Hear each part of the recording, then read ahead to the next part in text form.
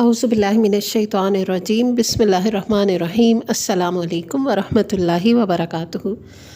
जंग बदर कुबरा का टॉपिक कंटिन्यू करते हुए आज हम देखेंगे कि जब आप सल्लल्लाहु अलैहि वसल्लम को काफ़िले और लश्कर यानी अबू सुफियान का काफ़िला और अबू जहल का लश्कर दोनों के मुतल्लिक़ इत्तलात फ़राहम की गई तो उसके बाद क्या वाक़यात पेश आए। तो जैसा आप जानते हैं कि अबू सुफियान का काफ़िला वापस मक्का पहुँच चुका था और अबू जहल जिस लश्कर के साथ मुसलमानों से जंग करने के लिए निकला था अब वो वापस नहीं जाना चाहता था और वो ये चाहता था कि अब आखिरी एक फ़ैसला कुन जंग होकर रहे। हालात की इस अचानक और पुरख़तर तब्दीली के पेश नज़र रसूलुल्लाह सल्लल्लाहु अलैहि वसल्लम ने एक आला फ़ौजी मजलिस शूरा मुनक़्क़िद की जिसमें दरपेश सूरत हाल का तज़किरा फ़रमाया और कमांडरों और आम फ़ौजियों से तबादला ख़यालात किया। इस मौका पर एक गिरोह खून रेज़ टकराव का नाम सुनकर काँप उठा और इसका दिल लरसने और धड़कने लगा। इसी गिरोह के मुतल्लिक़ अल्लाह ताला का इरशाद है, कमा अखरजका रब्बुका मिन बैतिका बिलहक़्क़ि व इन्न फ़रीक़म मिनल मुअमिनीना लकारिहून युजादिलूनका फ़िल हक़्क़ि बअदमा तबय्यना कअन्नमा युसाक़ूना इलल मौति व हुम यंज़ुरून। यानी जैसा कि तुझे तेरे रब ने तेरे घर से हक़ के साथ निकाला और मोमिनीन का एक ग्रोह इसको नागवार समझ रहा था, वो तुझसे हक़ के बारे में इसके वाज़े हो चुकने के बाद झगड़ रहे थे, गोया वो आँखों देखते मौत की तरफ हाँके जा रहे थे। लेकिन जहाँ तक कायदीन लश्कर का ताल्लुक़ है तो हज़रत अबू बकर रज़ियल्लाहु अन्हु उठे और नहायत अच्छी बात कही। फिर हज़रत उमर बिन ख़त्ताब रज़ियल्लाहु अन्हु उठे और उन्होंने भी नहायत उम्दा बात कही। फिर हज़रत मिक़दाद बिन अम्र रज़ियल्लाहु अन्हु उठे और अर्ज़ परदाज़ हुए, ए अल्लाह के रसूल सल्लल्लाहु अलैहि वसल्लम, अल्लाह ने आपको जो राह दिखाई है इस पर रवा दवा रहिए, हम आपके साथ हैं। खुदा की कसम हम आपसे वो बात नहीं कहेंगे जो बनी इसराइल ने मूसा से कही थी कि तुम और तुम्हारा रब जाओ और लड़ो, हम यहीं बैठे हैं, बल्कि हम ये कहेंगे कि आप सल्लल्लाहु अलैहि वसल्लम और आप सल्लल्लाहु अलैहि वसल्लम के परवरदिगार चलें और लड़ें और हम भी आप सल्लल्लाहु अलैहि वसल्लम के साथ लड़ेंगे। इस ज़ात की कसम जिसने आपको हक़ के साथ मबूस फरमाया है, अगर आप हमको बरक़े ग़माद तक ले चलें तो हम रास्ते वालों से लड़ते भिड़ते आपके साथ वहाँ भी चलेंगे। रसूलुल्लाह सल्लल्लाहु अलैहि वसल्लम ने इनके हक़ में कलमा खैर इरशाद फरमाया और दुआ दी। ये तीनों कमांडर महाजरीन से थे जिनकी तादाद लश्कर में कम थी, यानी ये हज़रत अबू बकर, उमर और मिक़दाद रज़ियल्लाहु अन्हुम। रसूलुल्लाह सल्लल्लाहु अलैहि वसल्लम की ख्वाहिश थी कि अंसार की राय मालूम करें क्योंकि वही लश्कर में अक्सरियत रखते थे और मार्के का असल बोझ उन्हीं की शानों पर पड़ने वाला था। दरा हालांकि बैत अक़बा की रूह से इन पर लाजिम न था कि मदीने से बाहर निकल कर जंग करें, इसलिए आपने मज़कूरा तीनों हज़रात की बातें सुनने के बाद फिर फरमाया, लोगों मुझे मशवरा दो। मकसूद अंसार थे, यानी आप अंसार की राय जानना चाहते थे। और ये बात अंसार के कमांडर और अलमबरदार हज़रत साद रज़ियल्लाहु अन्हु बिन माज़ ने भांप ली। चुनाचे उन्होंने अर्ज़ किया, बखुदा ऐसा मालूम होता है कि अल्लाह के रसूल सल्लल्लाहु अलैहि वसल्लम आपका रुए सुखन हमारी तरफ है। आप सल्लल्लाहु अलैहि वसल्लम ने फरमाया, हाँ। उन्होंने कहा, हम तो आप पर ईमान लाए हैं, आपकी तस्दीक की है और ये गवाही दी है कि आप जो कुछ लेकर आए हैं सब हक़ है और इस पर हमने आपको अपनी समा और अतात का अहद व मीसाक दिया है, यानी हम सुनेंगे और अतात करेंगे। लिहाजा अल्लाह के रसूल सल्लल्लाहु अलैहि वसल्लम, आपका जो इरादा है इसके लिए पेशकदमी फरमाइए। इस ज़ात की कसम जिसने आपको हक़ के साथ मबूस फरमाया है, अगर आप हमें साथ लेकर इस समंदर में कूदना चाहें तो हम इसमें भी आपके साथ कूद पड़ेंगे, हमारा एक आदमी भी पीछे ना रहेगा। हमें कतन कोई हिचकिचाहट नहीं कि कल आप हमारे साथ दुश्मन से टकरा जाएं।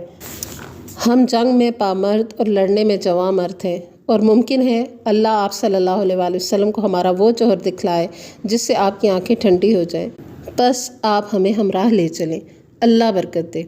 एक रवायत में यूँ है कि हज़रत साद रज़ियल्लाहु अन्हु बिन माज़ ने आप सल्लल्लाहु अलैहि वसल्लम से अर्ज़ किया कि गालिबन आपको अंदेशा है कि अंसार अपना ये फ़र्ज़ समझते हैं कि वो आप सल्लल्लाहु अलैहि वसल्लम की मदद महज अपने दियार में करेंगे, यानी अपने मदीना के अंदर, इसलिए मैं अंसार की तरफ से बोल रहा हूँ और इनकी तरफ से जवाब दे रहा हूँ।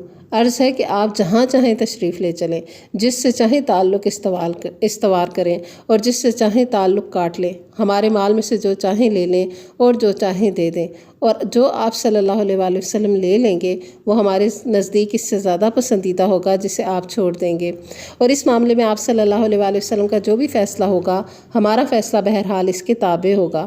خدا کی قسم اگر آپ پیش قدمی کرتے ہوئے برقِ تک جائیں تو ہم بھی آپ کے ساتھ ساتھ چلیں گے، اور اگر آپ ہمیں لے کر اس سمندر میں کودنا چاہیں تو ہم بھی اس میں کود جائیں گے۔ حضرت سعد رضی اللہ عنہ کی یہ باتیں سن کر آپ صلی اللہ علیہ وآلہ وسلم پر خوشی کی لہر دوڑ گئی، آپ پر نشاط طاری ہو گئی۔ آپ نے فرمایا چلو اور خوشی خوشی چلو، اللہ نے مجھ سے 2 گروہوں میں سے ایک کا وعدہ فرمایا ہے، واللہ اس وقت گویا میں قوم کی قتل گاہیں دیکھ رہا ہوں، یعنی قافلہ اور لشکر میں سے کوئی ایک مل کر رہے گا، یہ بات تو پہلے سے طے تھی۔ اس کے بعد رسول اللہ صلی اللہ علیہ وآلہ وسلم ظفران سے آگے بڑھے اور چند پہاڑی موڑ سے گزر کر جنہیں الظفر کہا جاتا ہے، دیت نامی ایک آبادی میں اترے اور حنان نامی پہاڑ نما طوطے کو دائیں ہاتھ چھوڑ دیا، اور اس کے بعد بدر کے قریب نزول فرمایا۔ یہاں پہنچ کر آپ صلی اللہ علیہ وآلہ وسلم نے اپنے رفیق غار حضرت ابوبکر رضی اللہ عنہ کو ہمراہ لیا اور خود فراہمی اطلاعات کے لیے نکل پڑے۔ ابھی دور ہی سے مکی لشکر کے کیمپ کا جائزہ لے رہے تھے کہ ایک بوڑھا عرب مل گیا۔ آپ صلی اللہ علیہ وآلہ وسلم نے اس سے قریش اور محمد اور اصحاب محمد کا حال دریافت فرمایا صلی اللہ علیہ وآلہ وسلم۔ دونوں لشکروں کے متعلق پوچھنے کا مقصد یہ تھا کہ آپ کی شخصیت پر پردہ پڑا رہے، یعنی آپ صلی اللہ علیہ وآلہ وسلم کے بارے میں اس کو معلوم نہ ہو سکے۔ لیکن بوڑھے نے کہا جب تک تم لوگ یہ نہیں بتاؤ گے کہ تمہارا تعلق کس قوم سے ہے میں کچھ بھی نہیں بتاؤں گا۔ آپ صلی اللہ علیہ وآلہ وسلم نے فرمایا جب تم ہمیں بتا دو گے تو ہم بھی تمہیں بتا دیں گے۔ اس نے کہا اچھا تو یہ اس کے بدلے ہے؟ آپ نے فرمایا ہاں۔ اس نے کہا مجھے معلوم ہوا ہے کہ محمد صلی اللہ علیہ وآلہ وسلم اور ان کے ساتھی فلاں روز نکلے ہیں، اگر مجھے بتانے والے نے صحیح بتایا ہے تو آج وہ لوگ فلاں جگہ ہوں گے، اور ٹھیک اس جگہ کی نشاندہی کی جہاں اس وقت مدینے کا لشکر موجود تھا، اور مجھے یہ بھی معلوم ہے کہ قریش فلاں دن نکلے ہیں، اگر مجھے خبر دینے والے نے صحیح خبر دی ہے تو آج وہ فلاں جگہ ہوں گے، اور ٹھیک اسی جگہ کا نام لیا جہاں اس وقت مکے کا لشکر موجود تھا۔ جب بوڑھا اپنی بات کہہ چکا تو بولا اچھا اب یہ بتاؤ کہ تم دونوں کس سے ہو؟ آپ صلی اللہ علیہ وآلہ وسلم نے فرمایا ہم لوگ پانی سے ہیں، اور یہ کہہ کر واپس چل پڑے۔ بوڑھا بولتا رہا پانی سے ہیں؟ کیا عراق کے پانی سے ہیں؟ تو یہاں پر آپ صلی اللہ علیہ وآلہ وسلم نے ایک ایسی بات کی جو درست تو ہے لیکن اس کو سمجھ نہیں آئی، کیونکہ ہر زندہ چیز کو اللہ تعالیٰ نے پانی سے پیدا کیا ہے، اور اس وقت اپنی شخصیت کے بارے میں بتا دینا جنگی ٹیکٹکس کے بالکل خلاف ہوتا، اس لیے آپ صلی اللہ علیہ وآلہ وسلم نے اس طرح سے گفتگو کی، اور یہ جھوٹ بھی نہیں تھا اور بات واضح بھی نہیں ہوئی۔ اس طرح کی بات کو توریہ کہتے ہیں۔ اسی روز شام کو آپ نے دشمن کے حالات کا پتہ لگانے کے لیے نئے سرے سے ایک جاسوسی دستہ روانہ فرمایا۔ اس کارروائی کے لیے مہاجرین کے 3 قائد علی بن ابی طالب، زبیر بن عوام اور سعد بن ابی وقاص رضی اللہ عنہم صحابہ کرام کی ایک جماعت کے ہمراہ روانہ ہوئے۔ یہ لوگ سیدھے بدر کے چشمے پر پہنچے، وہاں 2 غلام مکی لشکر کے لیے پانی بھر رہے تھے، انہیں گرفتار کر لیا اور رسول اللہ صلی اللہ علیہ وآلہ وسلم کی خدمت میں حاضر کیا۔ اس وقت آپ نماز پڑھ رہے تھے۔ صحابہ نے ان دونوں سے حالات دریافت کیے۔ انہوں نے کہا ہم قریش کے سقے ہیں، یعنی جو ان کے لیے پانی بھر کے لاتا ہے اس کو سقا بولتے ہیں، تو انہوں نے کہا کہ ہم تو قریش کے سقے ہیں، انہوں نے ہمیں پانی بھرنے کے لیے بھیجا ہے۔ قوم کو یہ جواب پسند نہ آیا۔ انہیں توقع تھی کہ یہ دونوں ابو سفیان کے آدمی ہوں گے، کیونکہ ان کے دلوں میں ابھی بھی بچی کچی آرزو رہ گئی تھی کہ قافلے پر غلبہ ہو، یعنی مسلمان یہ چاہتے تھے کہ لشکر سے نہ مقابلہ ہو، قافلے سے ہو، تاکہ ہمیں مال و اسباب بھی مل جائے اور جنگ بھی نہ ہو، کیونکہ ان کے پاس تو اتنے ہتھیار نہیں تھے۔ لیکن صحابہ کرام نے ان دونوں کی ذرا سخت پٹائی کر دی اور انہوں نے مجبور ہو کر کہہ دیا کہ ہاں ہم ابو سفیان کے آدمی ہیں۔ اس کے بعد مارنے والوں نے ہاتھ روک لیا۔ آپ صلی اللہ علیہ وآلہ وسلم نماز سے فارغ ہوئے تو ناراضگی سے فرمایا جب ان دونوں نے صحیح بات بتائی تو آپ لوگوں نے پٹائی کر دی، اور جب جھوٹ کہا تو چھوڑ دیا۔ خدا کی قسم ان دونوں نے صحیح کہا تھا، یہ قریش کے آدمی ہیں۔ اس کے بعد آپ صلی اللہ علیہ وآلہ وسلم نے ان دونوں غلاموں سے فرمایا اچھا اب مجھے قریش کے متعلق بتاؤ۔ انہوں نے کہا یہ ٹیلہ جو وادی کے آخری دہانے پر دکھائی دے رہا ہے قریش اسی کے پیچھے ہیں۔ آپ صلی اللہ علیہ وآلہ وسلم نے دریافت فرمایا لوگ کتنے ہیں؟ انہوں نے کہا بہت ہیں۔ آپ نے پوچھا تعداد؟ انہوں نے کہا ہمیں معلوم نہیں۔ آپ نے فرمایا روزانہ کتنے اونٹ ذبح کرتے ہیں؟ انہوں نے کہا ایک دن 9 اور ایک دن 10۔ آپ صلی اللہ علیہ وآلہ وسلم نے فرمایا تب تو لوگوں کی تعداد 900 اور 1000 کے درمیان ہے۔ سبحان اللہ۔ پھر آپ صلی اللہ علیہ وآلہ وسلم نے پوچھا ان کے اندر معززین قریش میں سے کون کون ہیں؟ انہوں نے کہا ربیہ کے دونوں صاحبزادے عتبہ اور شیبہ اور ابو البختری بن حشام، حکیم بن حزام، نوفل بن خویلد، حارث بن عامر، طعیمہ بن عدی، نضر بن حارث، زمعہ بن اسود، ابو جہل بن ہشام، امیہ بن خلف اور مزید کچھ لوگوں کے نام لیے۔ آپ صلی اللہ علیہ وآلہ وسلم نے صحابہ کی طرف متوجہ ہو کر فرمایا مکہ نے اپنے جگر کے ٹکڑوں کو تمہارے پاس لا کر ڈال دیا ہے، یعنی سارے ہی معزز تقریباً اس جنگ میں شریک ہو گئے۔ اللہ عز و جل نے اسی رات ایک بارش نازل فرمائی جو مشرکین پر موسلا دھار برسی اور ان کی پیش قدمی میں رکاوٹ بن گئی، لیکن مسلمانوں پر پھوار بن کر برسی اور انہیں پاک کر دیا۔ شیطان کی گندگی یعنی بزدلی دور ہوئی اور زمین کو ہموار کر دیا۔ اس کی وجہ سے ریت میں سختی آ گئی اور قدم ٹکنے کے لائق ہو گئے، قیام خوشگوار ہو گیا اور دل مضبوط ہو گئے۔ اس کے بعد رسول اللہ صلی اللہ علیہ وآلہ وسلم نے اپنے لشکر کو حرکت دی تاکہ مشرکین سے پہلے بدر کے چشمے پر پہنچیں اور اس پر مشرکین کو مسلط نہ ہونے دیں۔ چنانچہ عشاء کے وقت آپ نے بدر کے قریب ترین چشمے پر نزول فرمایا۔ اس موقع پر حضرت حباب رضی اللہ عنہ بن منذر نے ایک ماہر فوجی کی حیثیت سے دریافت کیا کہ یا رسول اللہ صلی اللہ علیہ وآلہ وسلم، کیا اس مقام پر آپ اللہ کے حکم سے نازل ہوئے ہیں کہ ہمارے لیے اس سے آگے پیچھے ہٹنے کی گنجائش نہیں، یا آپ صلی اللہ علیہ وآلہ وسلم نے اسے محض ایک جنگی حکمت عملی کے طور پر اختیار فرمایا ہے؟ آپ نے فرمایا یہ محض جنگی حکمت عملی کے طور پر ہے۔ انہوں نے کہا یہ مناسب جگہ نہیں ہے، آپ صلی اللہ علیہ وآلہ وسلم آگے تشریف لے چلیں اور قریش کے سب سے قریب جو چشمہ ہو اس پر پڑاؤ ڈالیں، پھر ہم بقیہ چشمے پاٹ دیں گے اور اپنے چشمے پر حوض بنا کر پانی بھر لیں گے۔ اس کے بعد ہم قریش سے جنگ کریں گے تو ہم پانی پیتے رہیں گے اور انہیں پانی نہیں ملے گا۔ آپ صلی اللہ علیہ وآلہ وسلم نے فرمایا تم نے بہت ٹھیک مشورہ دیا۔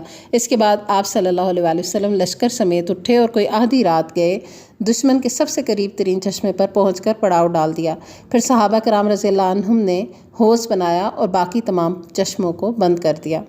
صحابہ کرام رضی اللہ عنہم چشمے پر پڑاؤ ڈال چکے تو حضرت سعد بن معاذ رضی اللہ عنہ نے یہ تجویز پیش کی کہ کیوں نہ مسلمان آپ صلی اللہ علیہ وآلہ وسلم کے لیے ایک مرکز قیادت تعمیر کر دیں تاکہ خدا نخواستہ فتح کے بجائے اگر شکست سے دوچار ہونا پڑے یا کسی اور ہنگامی حالت سے سابقہ آئے تو اس کے لیے ہم پہلے سے ہی مستعد رہیں۔ چنانچہ انہوں نے عرض کیا اے اللہ کے نبی صلی اللہ علیہ وآلہ وسلم، کیوں نہ ہم آپ کے لیے ایک چھپر تعمیر کریں جس میں آپ تشریف رکھیں اور ہم آپ کے پاس آپ کی سواریاں بھی مہیا رکھیں گے، اس کے بعد اپنے دشمن سے ٹکر لیں گے۔ اگر اللہ نے ہمیں عزت اور بخشی اور دشمن پر غلبہ عطا کیا تو یہ وہ چیز ہوگی جو ہمیں پسند ہے، اور اگر دوسری صورت پیش آئی تو آپ سوار ہو کر ہماری قوم کے ان لوگوں کے پاس جا رہیں گے جو پیچھے رہ گئے ہیں۔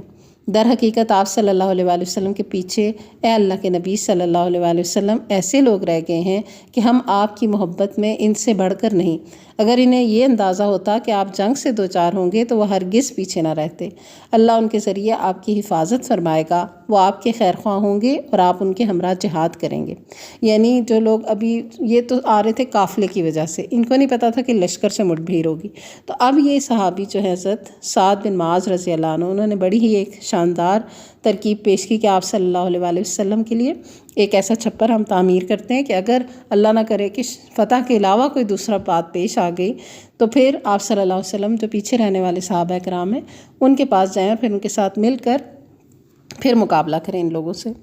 اس پر آپ صلی اللہ علیہ وآلہ وسلم نے ان کی تعریف فرمائی، ان کے لیے دعا خیر کی، اور مسلمانوں نے میدان جنگ کے شمال مشرق میں ایک اونچے ٹیلے پر چھپر بنایا جہاں سے پورا میدان جنگ دکھائی پڑتا تھا۔ پھر آپ کے اس مرکز قیادت کی نگرانی کے لیے حضرت سعد بن معاذ رضی اللہ عنہ کی کمان میں انصاری نوجوانوں کا ایک دستہ منتخب کر دیا گیا۔ اب اگلے سبق میں ہم یہ دیکھیں گے کہ لشکر کی ترتیب مسلمانوں نے کس طرح سے کی، آپ صلی اللہ علیہ وآلہ وسلم نے کون سے وار ٹیکٹکس لیے اور کیا صورتحال پیش آئی۔ تب تک کے لیے اجازت دیجیے، انشاءاللہ پھر ملاقات ہوگی۔ وآخر دعوانا ان الحمد للہ رب العالمین، سبحان ربک رب العزت عما یصفون وسلام علی المرسلین والحمد للہ رب العالمین۔ السلام علیکم ورحمۃ اللہ وبرکاتہ۔